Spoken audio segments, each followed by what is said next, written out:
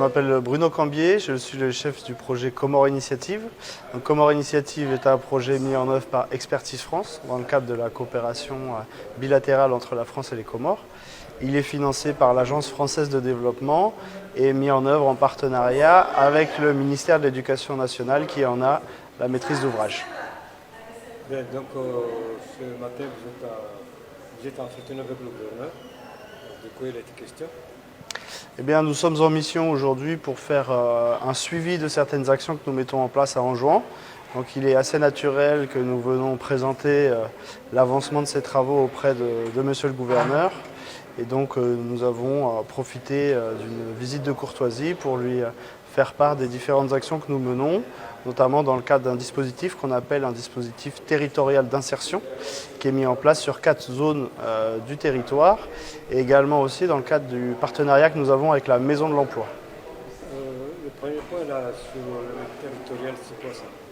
Donc, le dispositif territorial, en fait, l'idée est de doter, on va dire, des services municipaux, en tout cas dans des collectivités locales, au niveau de Mremani, au niveau de Moya, au niveau de Bandranim Sangani et Chirokomba, et également quelques quartiers de Moutsamoudou, de mettre en place des bureaux d'accueil pour les jeunes et aussi également un service qui soit en capacité de collecter, centraliser des informations sur le marché du travail, les opportunités d'emploi, les opportunités de formation ou les opportunités d'apprentissage. Le deuxième point, donc, nous travaillons avec la Maison de l'Emploi, donc Maison de l'Emploi que ce soit au niveau de la direction générale, mais également avec les antennes insulaires pour opérationnaliser un observatoire de l'emploi. Donc un observatoire de l'emploi, c'est un outil qui permet d'étudier les tendances du marché du travail pour dégager, en tout cas préciser les besoins en main-d'œuvre à moyen terme. Et donc nous sommes amenés à réhabiliter l'antenne insulaire de la Maison de l'Emploi et accompagner sa structuration pour opérationnaliser ce service. L'antenne insulaire, c'est situé où? Elle est située à Ombo. Alors elles sont en phase de lancement pour l'essentiel. Pour le premier dispositif, on travaille avec une Zwannigold, donc une agence insulaire attachée au gouvernorat, qui nous accompagne dans le déploiement de ces services. Donc 4 référents communaux ont été identifiés, ils seront bientôt sous contrat pour démarrer leur mission. Nous devons aussi aménager des locaux, j'en ai parlé tout à l'heure, et donc là on en est à l'état des études architecturales.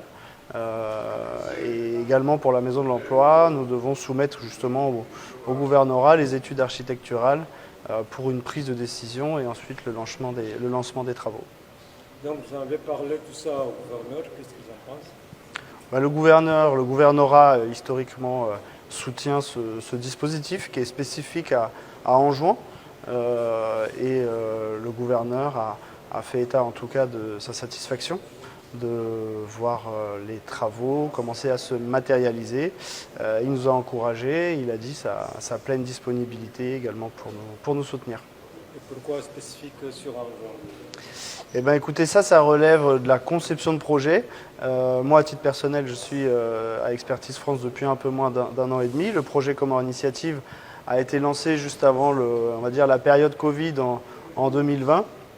Mais dès le départ, donc que ce soit l'AFD, l'ambassade de France ou le ministère de l'Éducation nationale qui ont la tutelle sur le comité de pilotage, avaient identifié ce dispositif à mettre en place sur Anjouan. C'est une action pilote et c'est pour ça d'ailleurs qu'on s'appuie sur une Zwannigold qui est une agence insulaire spécifique à Anjouan. Il n'y a pas d'équivalent en Grande Comore, il n'y a pas d'équivalent à Moëli.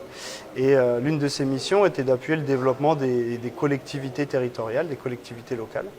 Et donc c'est peut-être aussi dans ce cadre-là que la décision a été prise de déployer ce dispositif à Anjouan. Donc pour l'instant, vous intervenez dans 4 communes. Donc, et après, au-delà, dans combien de temps? Est-ce que ça va s'étendre sur toute l'île d'Anjouan et puis les autres?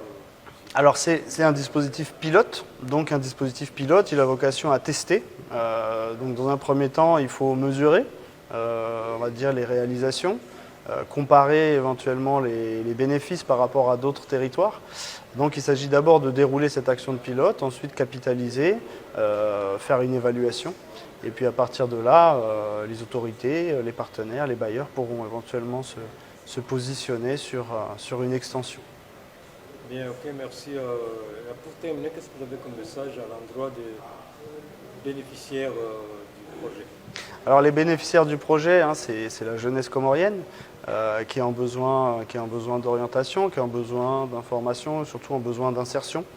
Donc juste assurer que le projet Comore Initiative fait tout ce qu'il est en son pouvoir pour essayer de faire matérialiser des réalisations, que ce soit sur l'offre de formation, que ce soit sur l'offre d'insertion, que ce soit surtout sur l'identification des entreprises ou des différents acteurs qui pourraient les accompagner à une insertion professionnelle effective et définitive.